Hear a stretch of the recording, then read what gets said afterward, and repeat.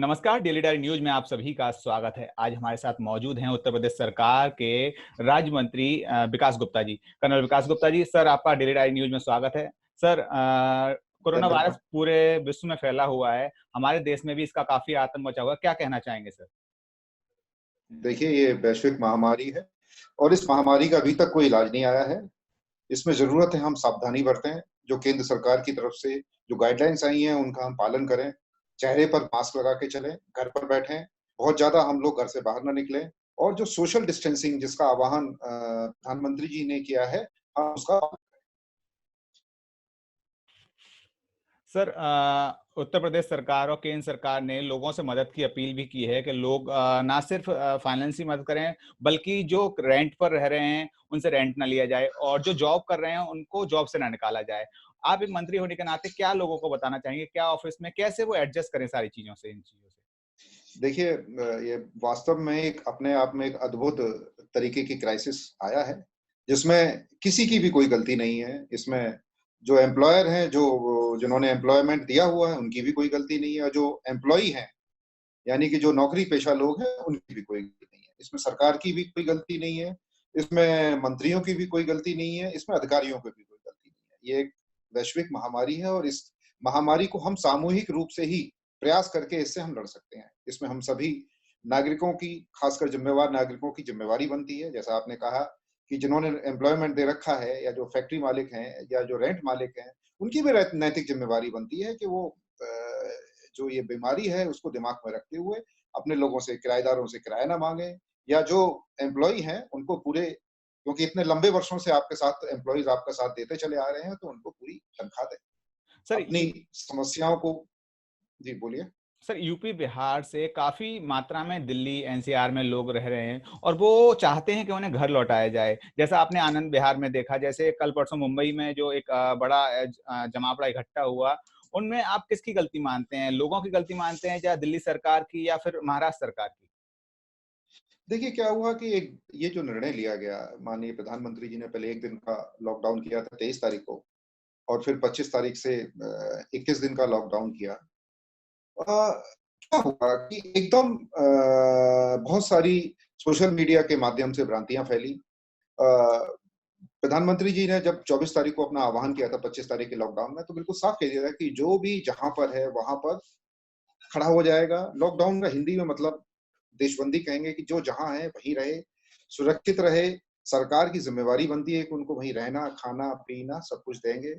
तो एक जो आह्वान था प्रधानमंत्री जी का, वो वहीं पर जहाँ हैं, वहीं पर रुक जाने का आह्वान था। लेकिन एक सोशल मीडिया के माध्यम से कुछ भ्रांतियाँ फैली, दिल्ली में जो भ्रांतियाँ फैली, वो ये भ्रांतियाँ थी कि शायद आप लोगों को घर जाने के लिए शायद सरकार ने कुछ व्यवस्था कर रखी है। तो एकदम आपको पता है कि सोशल मीडिया का कुछ अच्छाइयाँ हैं, तो कुछ बुराइयाँ भी हैं। तो सोशल मीडिया में अफ़वाह फैलाने का भी कुछ लोगों ने, जो भी समाज विरोधी तत्व हैं, उन्होंने उसका आह्वान सोशल मीडिया के किया कि आप लोग जाइए और वहाँ से बसों की और ट्रेनों की व्यवस्था आनंद विहार से। तो एकदम लोग एक के बाद चेन रिएक्शन हुई और लोग यहाँ पर दिल्ली से सारे लोग, जितने भी लोग थे, वो यहाँ आनंद विहार में आ गए। जबकि वो बात बिल्कुल तथ्य से परे थी, झूठी थी। फिर भी उत्तर प्रदेश सरकार, खासकर योगी जी ने चूँकि एकदम बहुत सारे लोग आ गए थे, तो उनकी 2 से 3 दिन के अंदर पूरी अच्छी व्यवस्था करी। रोड-वेड बसें एकदम उन्होंने चलवाई और आपने देखा कि 2 से 3 दिन के अंदर जितने भी लोग जो उत्तर प्रदेश के विभिन्न जिलों से आए हुए थे, उनके लिए उनके जिलों तक पहुँचाने की उत्तर प्रदेश सरकार ने व्यवस्था की। सर, उत्तर प्रदेश सरकार की काफ़ी सराहना हो रही है कि उत्तर प्रदेश सरकार ने इतने बड़े जिले को, इतने बड़े स्टेट को काफ़ी अच्छे से सँभाल के रखा। तो क्या-क्या आप की पॉइंट मानते हैं कि योगी जी ने क्या कौन से अच्छे डिसीज़न लिए जिसके कारण ये कोरोना वायरस उत्तर प्रदेश में जिस अकॉर्डिंग उम्मीद लगाई जा रही थी कि जिस प्रकार का जिला जिस प्रकार का स्टेट है, जिस प्रकार का राज्य है, उस अकॉर्डिंग को इसमें नंबर नहीं आ रहे। मतलब इसमें काफ़ी सीमित रहा कोरोना। देखिए जैसे ही माननीय योगी जी की सरकार ने उत्तर प्रदेश में लॉकडाउन की जैसे ही घोषणा हुई, तो उत्तर प्रदेश सरकार ने उत्तर प्रदेश में बहुत कड़ाई से लॉकडाउन का पालन किया। मैं आपको बता देना चाहता हूँ कि मैं नोएडा में हूँ और मैं जहाँ सेक्टर 28 में हूँ, मैं यहाँ अपने इर्द-गिर्द देख रहा हूँ कि जिस हिसाब से लॉकडाउन का पालन यहाँ की प्रशासनिक व्यवस्था ने करवाया है कि हम सब लोग घर से भी बाहर नहीं निकल सकते हैं। ठीक उसी तरीके का लॉकडाउन उन्होंने पूरे राज्य में लागू करवाया है और खासकर जहाँ हॉट स्पॉट, जहाँ पर कोरोना वायरस के मरीज मिले हुए हैं, वहाँ पर तो बहुत ज़बरदस्त स्ट्रिक्ट तरीके से उन्होंने उसको लॉकडाउन का पालन करवाया।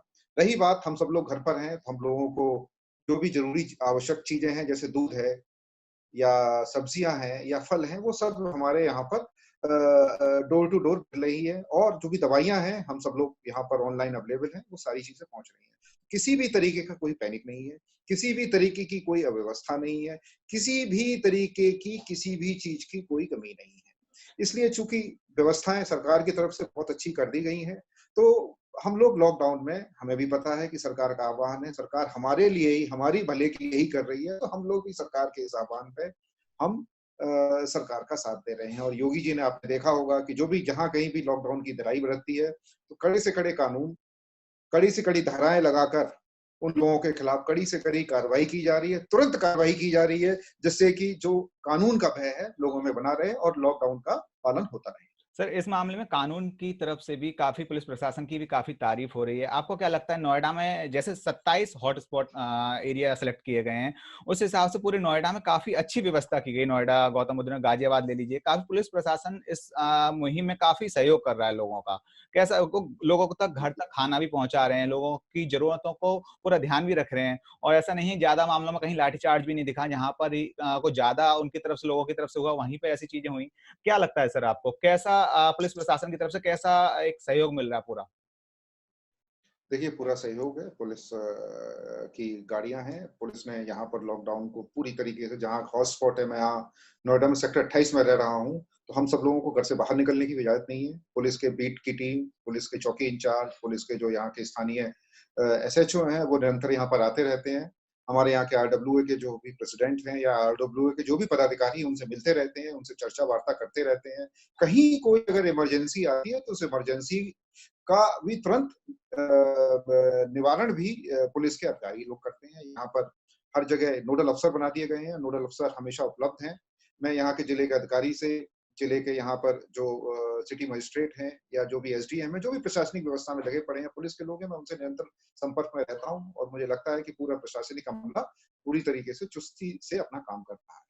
सर, आपको क्या लगता है, लॉकडाउन 3 मई को खत्म हो जाएगा या फिर आगे बढ़ने की उम्मीद है? क्या उम्मीद कर रहे हैं, लॉकडाउन को बढ़ाना बेहतर रहेगा या फिर लॉकडाउन को थोड़ा ढील के साथ खोला जाना चाहिए?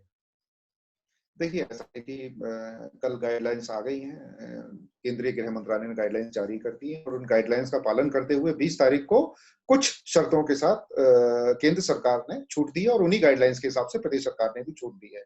देखिए, ये कोरोना वायरस का अभी कोई स्पष्ट रूप से कोई इलाज है नहीं। इसका मुख्य इलाज है सोशल डिस्टेंसिंग। हम अपने घर पर रहें, कम से कम लोगों के संपर्क में आएँ, जिससे कि ये महामारी ना फैले। लेकिन साथ ही साथ, जैसा कि प्रधानमंत्री ने कहा है, जान भी है और जहान भी है। तो जान की भी चिंता है और जहान की भी चिंता है, क्योंकि बहुत सारे लोग आज भी हमारे देश में गरीबी रेखा से नीचे जी रहे हैं। उनकी रोजी-रोटी का यापन करने का भी ज़िम्मेवारी सरकार की बनती है। तो उन सबको, व्यवस्थाओं को दिमाग में रखते हुए जो भी आवश्यक निर्णय हैं, वो लिए जा रहे हैं। रही बात लॉकडाउन की, जो ये सेकंड फेज़ का लॉकडाउन है, वो 3 मई को समाप्त होगा, मेरे ख्याल से 1 या 2 दिन पहले। जैसी भी कोरोना वायरस के विषय में जैसा भी तैयारियाँ रहेंगी, या जैसा भी कोरोना वायरस का क्या रूप ले रहा है, महामारी का क्या रूप ले रहा है, उसके हिसाब से मुझे लगता है कि केंद्र सरकार एवं प्रदेश सरकार उस विषय पर निर्णय लेगी। सर, अंतिम सवाल, कोई संदेश जो आप देना चाहेंगे उत्तर प्रदेश की जनता को, पूरे भारत की जनता को, कि क्या करें जिससे कि थोड़ा पेशेंस बना कर रखें? क्योंकि जैसा कि आपने बोला, कुछ लोग ऐसे होते हैं जो डेली का कमाते हैं, डेली का खर्च करते हैं, और उनकी फैमिली को भी वो भेजते हैं। अब वो अपनी अलग-अलग जगह पर रुके हुए हैं, तो बहुत सी व्यवस्थाएँ उनकी बिगड़ गई हैं। क्या संदेश देना चाहेंगे? क्या मैसेज देना चाहेंगे लोगों को? देखिए, ये अपने आप में एक बहुत अभूतपूर्व संकट है। ऐसा संकट जिसका हम लोगों ने कभी देखा नहीं, सुना नहीं, और लोग कहते हैं कि पिछले हज़ारों वर्षों में ये पहली बार इस तरीके का मानव जाति के समक्ष ये संकट आया है। इस संकट के लिए कोई भी तैयार नहीं था। ना तो सरकारें तैयार थीं, ना देश तैयार था, ना समाज तैयार था, ना कोई व्यक्ति तैयार था। सर, एक इस वैश्विक जी।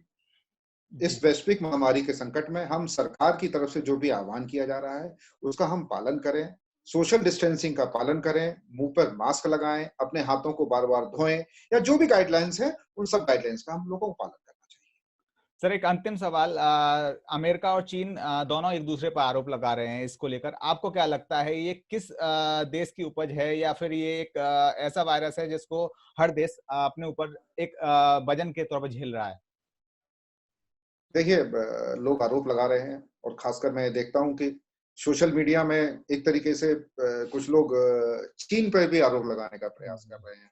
लेकिन अगर वास्तविकता में देखा जाए, तो चीन ने भी उसी तरीके का आरोप अमेरिका पे लगाए हुए हैं।